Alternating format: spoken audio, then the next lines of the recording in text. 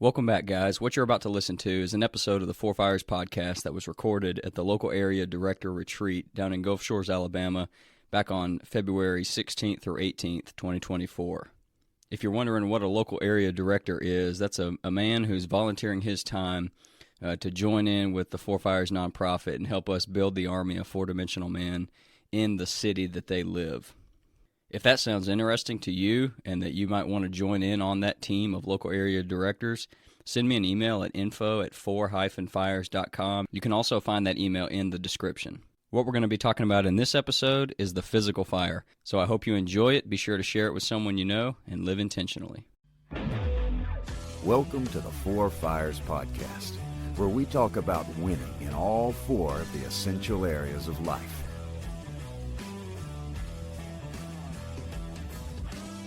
Well, cool. So let's talk a little bit about the physical fire. What is y'all's greatest physical fire discipline? Benjamin, you're the CrossFit guy, so you wanna take this one first? Yeah. Well, you mentioned it a couple minutes ago. You can't out-train a bad diet. Mm-hmm. So most important discipline, I definitely think, is like how you're fueling your body. And I think it's important to think of what you eat not as like food for you to feel good and taste good, but it's fuel. Mm. How are you fueling your body to perform at its best?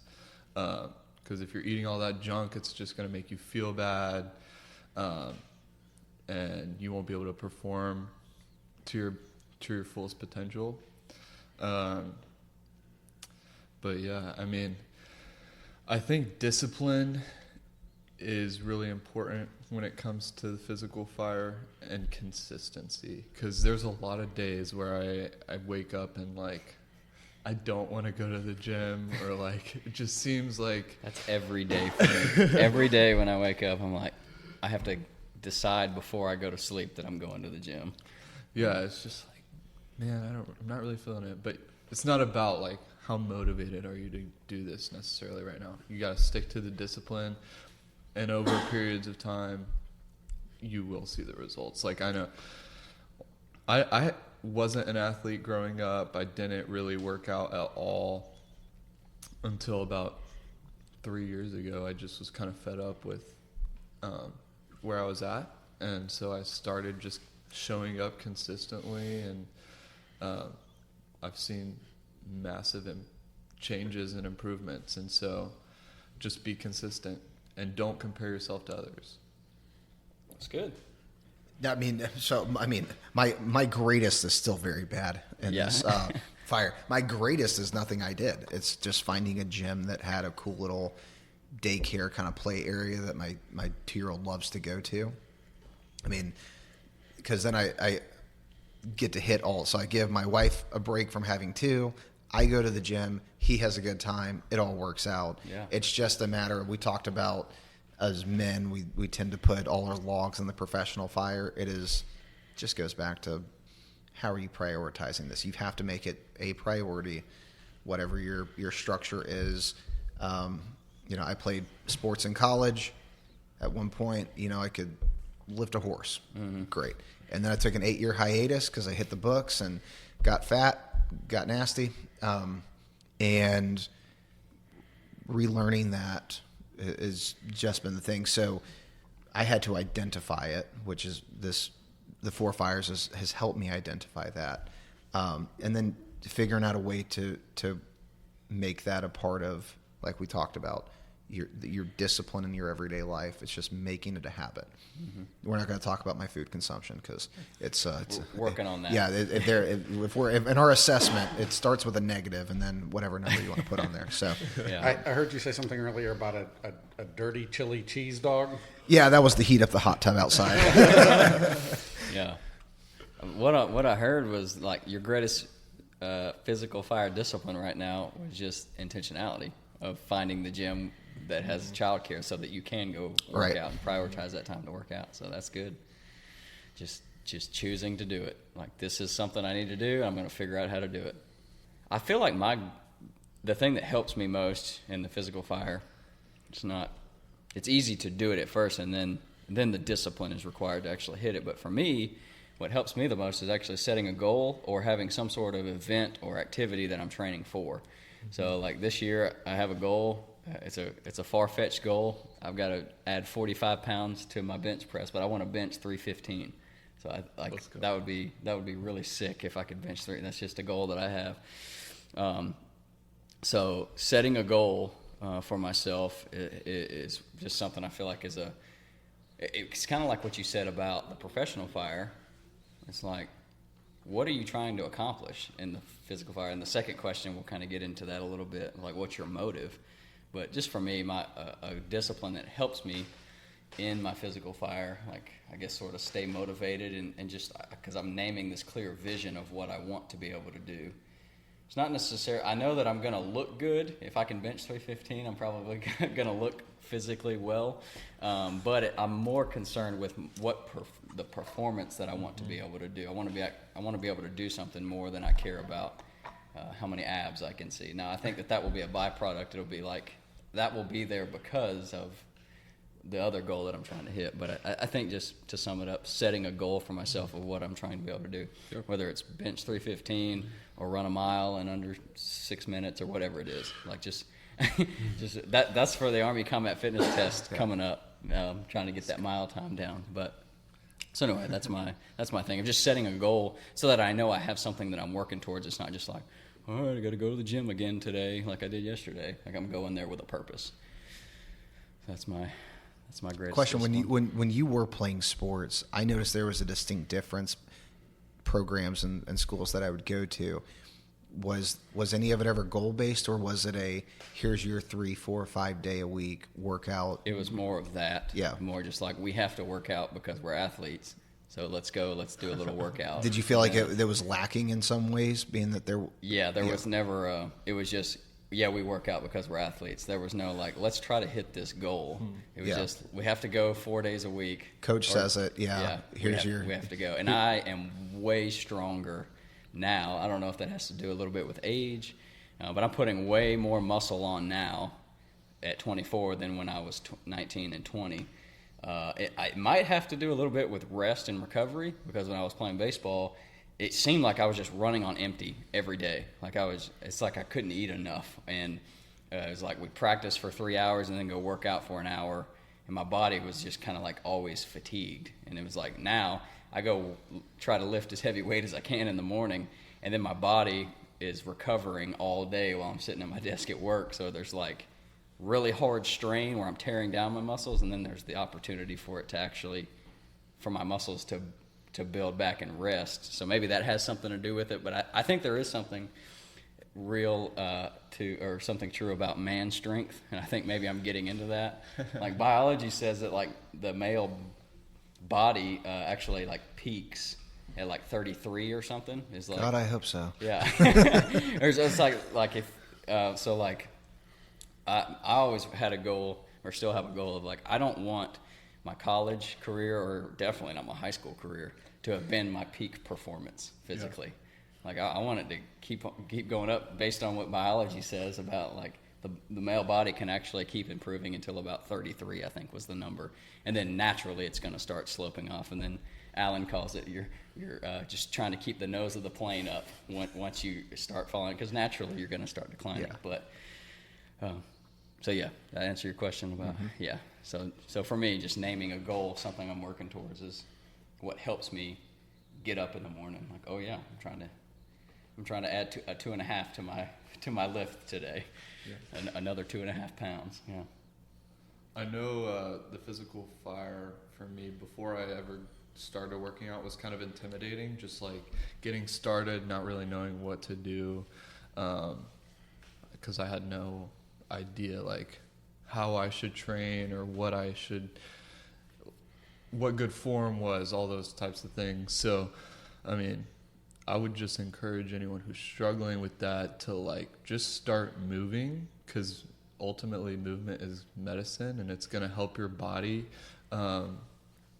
And along the way, you'll start to learn. And there's no problem with that. Like, don't be afraid don't be afraid of the unknown, and just get started, you know? Yeah. Ask to find a guide. We already talked about that. Find a mentor. Yeah. So when I got back into the gym, New Year, that's when I always joke, or I made the joke when I went to the gym and I said, all right, I'm probably the 50th person you've seen today. Give me a membership. But when I got to the gym, I just happened to run into someone who I knew I had played with, and he's a trainer with them now. And we were chatting. He said, all right, well, come on in, let's come in tomorrow and you can just do a workout with me, whatever. Yeah. You ever done that where you take off 8 years and then you meet a meathead and you go do their workout? Yeah. For the next 3 days, I couldn't pick up my 8-pound child, because it's just seizing up everywhere. Yeah. So, yeah, do it, get back in, but do it with some context. But, right. Oh, God, yeah. I still can barely scratch my back. Yeah. So. Yeah. Sean, you got anything? No, I'm just trying to keep the nose of the plane from crashing. Yeah. Something that I do not do a good job of this, but my wife is a very good example. So she makes it a goal to get at least 10,000 steps a day. So she just tracks it on her Apple Watch. And so, that can be a simple thing. Like, if someone who's listening is like, man, I'm really intimidated by the idea of going to a gym. You can start if you are, whether you're active at all or not at all. Just say I'm going to start with going on a mile, or however, I think that's 2 mile or a couple mile walk or something to get the 10,000 steps. I guess that's actually 5 miles. I think there's roughly 2,000 human steps in a mile, something like that. But anyway, that's a good point. I mean, it's just a basic thing that if you're like, man, I don't even know how to lift weights, it's go walk. Start with that. Now, you don't need to only walk your whole life. I think you should be progressing, but start somewhere. Well, it's a good point. I mean, I think it's Herschel Walker, right? Was his the story of? It's one of these all-time running backs. I think it's Herschel, where he would be watching TV, and every commercial break, it was just pump out push-ups during the commercial breaks. Yeah. And then the next commercial break, it was just do as many sit-ups as you can, right? Yeah. So, I mean, it doesn't have to. Now, obviously, he was a wow. Oh, wow. That was God-given in every respect. But, I mean, we had to keep that in mind, that there's some crazy workouts and crazy diets that sometimes – if we are going to be intimidated of going to the gym, we can simplify it a little bit and just make it practical. But keep it in mind, make yourself uncomfortable in some way, shape, or form, because at least that is your body telling you that, you're pushing yourself beyond the comfortable, which means you're probably doing something right. Right. So this makes me ask the question, why do you work hard in your physical fire, or what is your motive? I think that's really important, just like we talked about with money. Why do you work hard professionally? Are you doing it just because you want to be rich, or is there some other thing that you're working towards? So do you guys have what's your motive for working out? Is it avoid the plane crash? Yeah, that's great. There's a saying that says, if I'd known I was going to live this long, I would have taken better care of myself. Mm-hmm. That is again, 4 fires, they're all connected, and if your physical fire is a train wreck, you're not getting enough sleep, you're not exercising, you're not moving, it makes it difficult to be successful in those other areas. But also as you age, as you talk about, progressively up until you're 30 or 35, and then you start to lose muscle mass as you age, the old age catches up. And so all of those aches and pains and ailments that you could brush off at 24 hang around a little bit longer when you're 54. Sure. And so, being intentional about just being in generally good health makes life a lot easier 5 and 10 and 15 and 20 years down the road. To your point, you talked about taking 8 years off. So now you're playing catch up.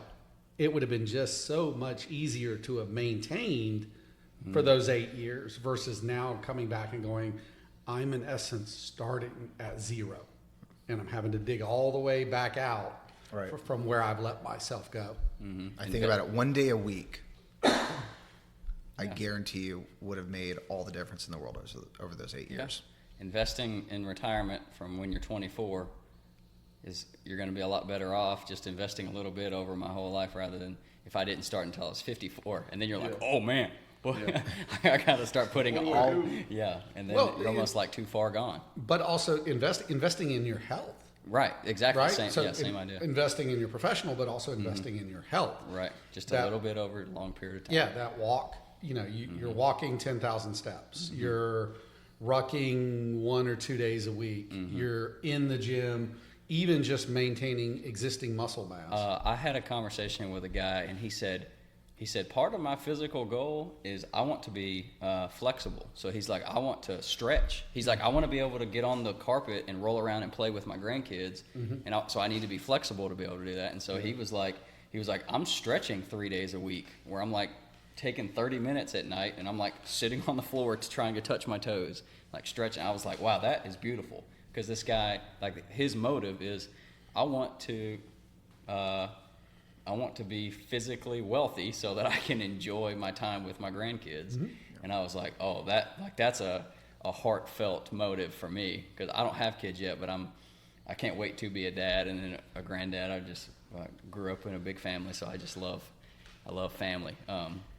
So just the thought of like not being able to throw the football with my grandson or kind of run around and play with my son or my grandson just like tears me up now, and that's a motivation for me now. Like, oh yeah, I'm working out now just so that I'm healthy when my kids and grandkids come along. And then also we talked about our wives want us to know I got this, right? Professionally, we're talking about like security, and our wives want to see in us and hear from us like, honey, I got this. And I think the physical fire is a big part of that, because I want Rachel to know that I'm a strong man, like physically, like I am strong and I'm healthy. And like, if I have to pick Rachel up and throw her over my shoulder and like carry her out of the burning building, or like pull her out of a burning car or whatever, like just like if the performance is demanded of you, can you perform?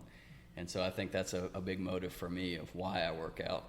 And I want to be a great example. Alan talked about last night that so Alan's 45. He's got Cecil, his son, who's 7, I think, or 8, something like that. And he's like, I am the example that my son Cecil has for what a 45-year-old man is supposed to look like. And I was like, So I want, however old it is, that my kids are looking at me, I just want to be that example for them. I'm like, yeah, you can be really physically fit at whatever the age is. I just want to be strong and healthy and be a good example for my kids and make my wife feel safe. Yeah, Alan talked about that last night, because that's similar to my motive. He mentioned that his kid wants to go elk hunting. And he wants to make sure whatever year that is, whether he's 50, 60, 70, whatever it is, he can do that with his kid. Same thing with me. I want to take my kids to the field and I want to hit them fungo. I want to take them to the field and I want to do cone drills with them. And that's almost exclusively where mine is at. Fortunately, I haven't had any real medical conditions. I didn't want that to be my wake-up call. Sometimes we get that wake-up call when we see a picture of ourselves and we go, what is that? Oh, that's me. Whatever the wake-up call moment is. But for me, I remember, little man was running up the stairs and we were going up and down the stairs. And after 2 or 3 times, I'm sitting there going, like that kind of feeling. And I'm like, seriously? Right. Get it together, man. Get it together. Yeah. Yeah. Grow up. Grow up. Yeah. I mean, come on, man. Yeah. Yeah. That's good.